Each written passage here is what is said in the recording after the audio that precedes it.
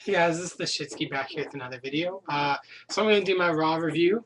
But first, I switched Umaga and Hulk Hogan. So now we got ourselves, if you can see, uh, The Undertaker right there and Tommy Dreamer right there. Yeah, okay, sorry.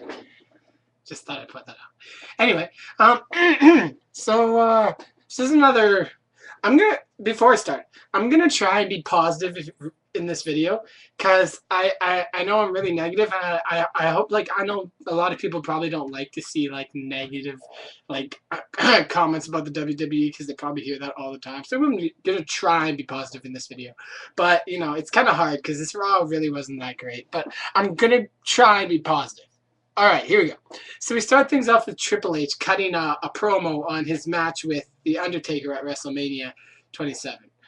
So he comes out and he pretty much says that he's outlasted everyone in the WWE. Everyone's come and gone over his 16-year career except for one man, The Undertaker. They're the last two left, and it really is true. They're the last two like vets left. The last ones left from the Attitude Era, really. Just him and The Undertaker. So he says. There's no one left to face but The Undertaker. Although they did face each other 10 years ago, so technically they have fought already. So, yeah. He says that he will die trying to end the streak. If he doesn't end the streak, he will die trying. So one way or the other, Triple H is going to try and destroy Undertaker's 18-0 record. We all know he's not going to win, and we all know that he's probably going to retire after he loses. And we all know that Shawn Michaels will probably be the guest ref. But I'm just interested to see how they hype this up, because, you know, it's two of the biggest vets in the WWE. They're both going to be gone before the year's out. But I'm going to be positive here and say this is going to be the last stand for both these guys. So I have a feeling they're going to put on a kick-ass match at WrestleMania, because it's both of their last matches in the like one of their last. This is probably going to be both of their last WrestleMania matches. So they probably will be able to put on one hell of a show. So this is going to be exciting to see how they build this up. So yeah, Triple H started things off. Of course, he got a huge pop, as he always does. So yeah, good start. Then we had, right as he's leaving, Sheamus comes out, and I'm like, oh, now they bring Sheamus out. Now they do this. I still think that a Sheamus Triple H match would just be great, because last year Sheamus, I don't feel, was developed enough to really stand tall in the ring and provide a good match with Triple H, because he was just developing, he was new, and he wasn't really well known, and they didn't really set up that feud very well, to be honest. This year they could have done a great feud. Sheamus has been developed. I honestly think he is really strong in the ring. Of course, his promos are not good, but he's really good in the ring. He holds his own in the ring. He's powerful. He's a strong, dominant superstar. And now that he's developed, they could do a really good Triple H Sheamus match. But you know, it was cool to see him come out anyway. So he comes, enters the ring, and Triple H probably kicks him right in the balls, just right in the balls, and then he just destroyed the shit out of Sheamus. Like, he threw him all over the place, and then pedigreed him through the announce table. So something's up, because Sheamus lost to Mark Henry last week. Now he gets destroyed by Triple H, and then right after that, Evan Airborne makes his return to Raw after being out 4 months with a torn pectoral muscle injury. Comes back and defeats Sheamus with the shooting star press in like a minute. So in successive weeks, Sheamus has now lost to Mark Henry and Evan Bourne. What the hell? Something's up. Somebody doesn't like Sheamus, because he's getting like jobbed right now, and I don't know what the hell's up, but his push just stopped drastically. So someone's gonna need to get to the bottom of that, because you know, if you're gonna push him, push him. If you're not. But this is just not cool. Then we had Michael Cole accepting Jerry the King Lawler's WrestleMania match on two occasions. One, he gets to have a trainer in his corner, and he gets to pick the guest ref. The trainer he chooses is Jack Swagger. And Michael Cole, I'm guessing the guest ref might be someone like Stone Cold Steve Austin or someone like that. Maybe not. Who knows?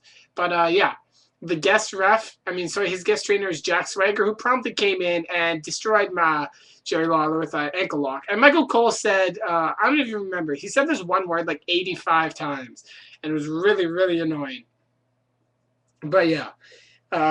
So they're hyping that up.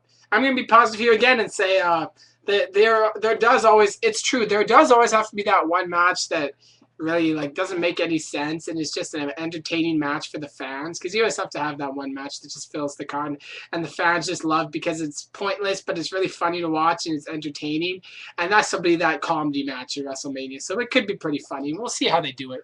It could be entertaining. Yeah, Jack Swagger's the trainer though. That just kind of confuses me.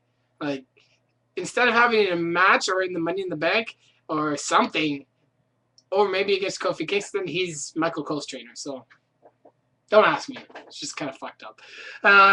Then we have another confrontation between Randy Orton and CM Punk, and finally the news that I personally have been waiting for weeks now to hear: Orton and Punk at WrestleMania, and that will be a good match. You can guarantee that. CM Punk puts on one hell of a WrestleMania match. Last year, him and Mysterio, a lot of people don't recognize that match very well, but I remember it. CM Punk and Rey Mysterio put on a hell of a show last year. It was one of the most underrated matches ever. Hell of a match. Hell of a match. Like, it was entertaining from beginning to end. He puts on a hell of a match every time. Yeah, so it's great. Sorry, I'm just reading the text message. Yeah. So I'm really intrigued by that. And then the Mystery Raw General Manager says that it'll be Randy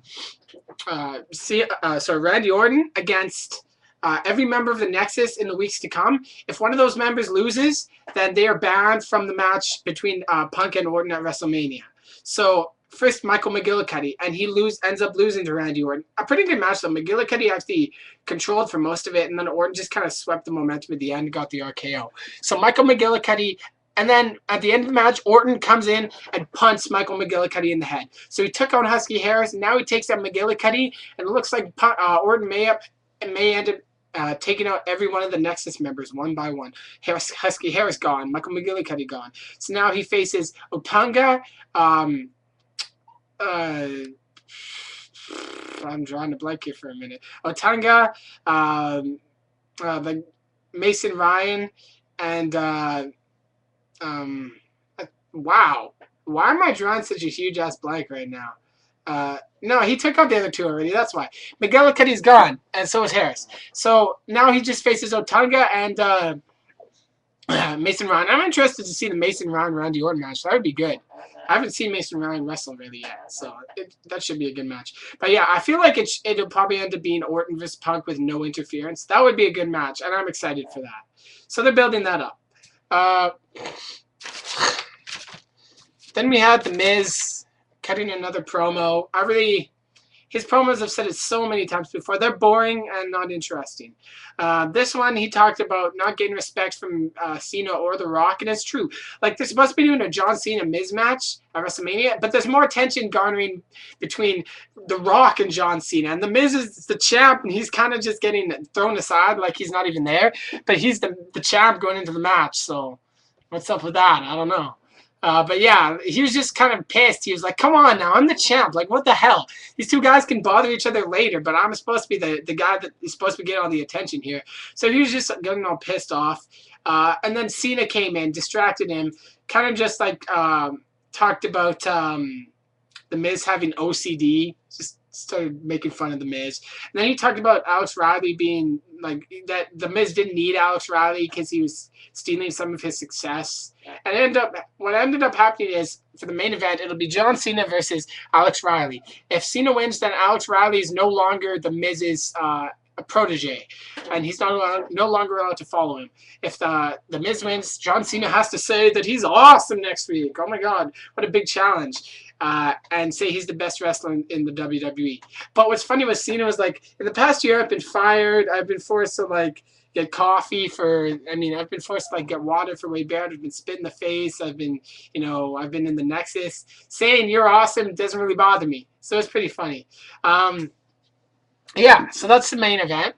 And also, it was funny because Miz was like talking about him and Riley, and he was like, I'm trying to mentor the next generation of superstars. Alex Riley is only a year younger than The Miz. The Miz is 30 and Alex Riley is 29. They're the same age. They're in the same generation. You're not mentoring the new generation if you're the same age. So I just kind of thought that was contradictory there. But yeah, there's your main event. It's a steel cage match as well, so it should be good. Accent on should be good. Then Divas Battle Royal, one of the bells won. I don't know which one. I don't want to know which one. I hate the Divas division. And I'm just gonna come back with part 2 of this video after, because you know my webcam's screwed and it stops at 10 minutes. So I'll talk to you guys in like 10 minutes. Yeah. So see you then.